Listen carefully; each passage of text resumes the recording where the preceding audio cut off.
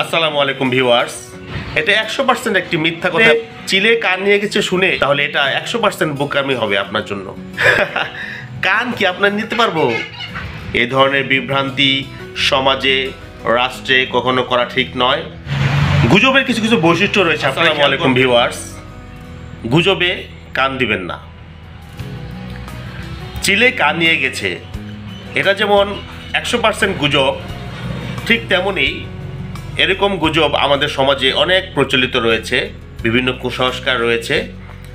তো যে কোনো খবর শুনে সেটা যাচাই বাছাই না করে সেটা আপনারা মানবেন না, বিশ্বাস করবেন না।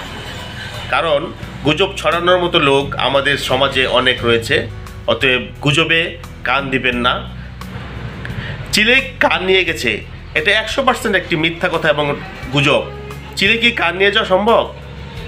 আপনি চিলে কান নিয়ে গেছে শুনে আপনার কানে হাত না দিয়ে আপনি যদি চিলের পিছনে দৌড়ান, চিলকে খুঁজে বের করতে চান, তাহলে এটা 100% বোকামি হবে আপনার জন্য।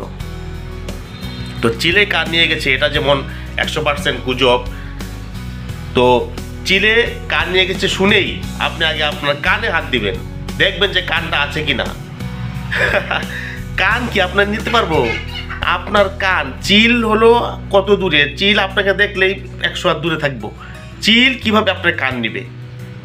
অতএব যে কোনো গুজব সেটা শুনেই বিশ্বাস করবেন না। গুজবের কারণে বিভ্রান্তি ছড়াবেন না। বিভিন্ন বিভ্রান্তি গুজবের কারণে ছড়িয়ে থাকে। গুজব কুসংস্কার মানুষের মনে বিভ্রান্তি সৃষ্টি করে। এই ধরনের বিভ্রান্তি সমাজে রাষ্ট্রে কখনো করা ঠিক নয়। একজন ব্যক্তি হিসেবে আপনি যে কোনো গুজবকে কখনো প্রশ্রয় দিবেন না। যে কোনো খবর শুনে আপনি আতঙ্কিত হতাশাগ্রস্ত হবেন না। আপনি নিজে আপনার নিজের বুদ্ধি জ্ঞান বিবেক দিয়ে আপনি সেটা যাচাই বাছাই করবেন এবং এই খবরের সত্যতা যাচাই করবেন। সত্যতা বুঝে আপনি সেটা গ্রহণ করবেন। শুনেই শুধু শুধু চিলে পিছনে দৌড়ানোর মতো আপনি একটা কথা শুনেই এভাবে গুজবে কখনো মনোযোগ দিবেন না। বিভিন্ন গুজব আমাদের সমাজে বর্তমানে প্রচলিত হচ্ছে। এই ধরনের গুজবকে কখনোই প্রশ্রয় দেওয়া ঠিক নয়। গুজবের কিছু কিছু বৈশিষ্ট্য রয়েছে, আপনারা খেয়াল করবেন।